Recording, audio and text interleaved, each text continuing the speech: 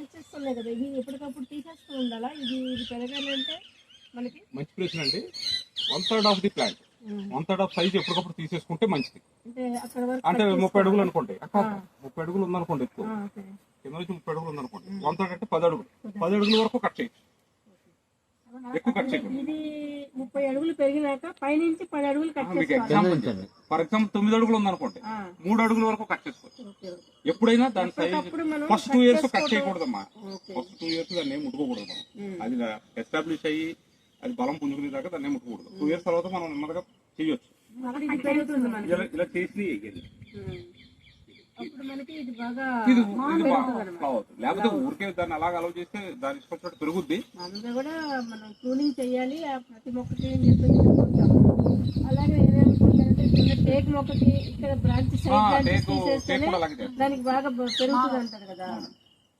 దీనికే కాదు, మేము మామిడి కూడా చేస్తాం. దేనికైనా కూడా మామిడి చెయ్యాలని. కూడా చేస్తాం. ఎందుకు మామిడి చేయడం ఎందుకు ఇంపార్టెంట్ అంటే, ఉమ్.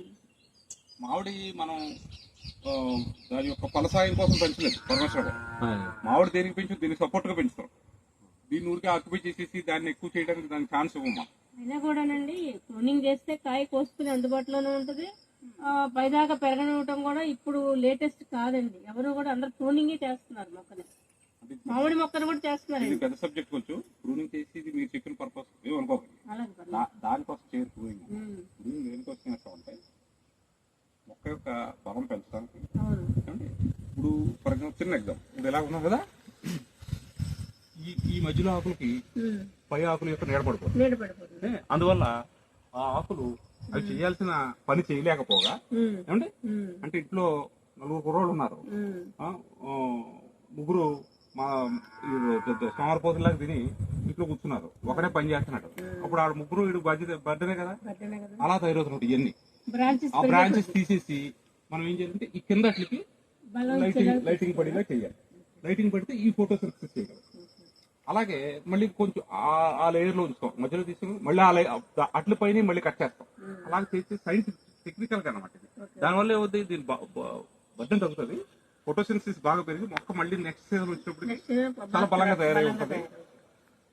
ఈ మిగిలిన కొమ్మలు చాలా ఎక్కువ ప్రోటీన్. మీరు కొంచెం ఎలాబరేటెడ్ గా దీని గురించి బాగా చెప్పారు.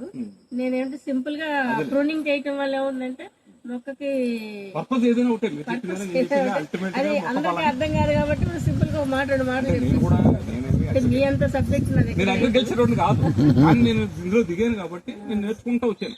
అంటే ఒక క్వశ్చన్ మంచి క్వశ్చన్ వేస్తే మనకి మంచి ఆన్సర్ వస్తుంది. ప్రూనింగ్ ఎందుకు చేయాలి, దీనికి ఎందుకు ప్రూవ్ చేయాలి మనకు తెలుసు.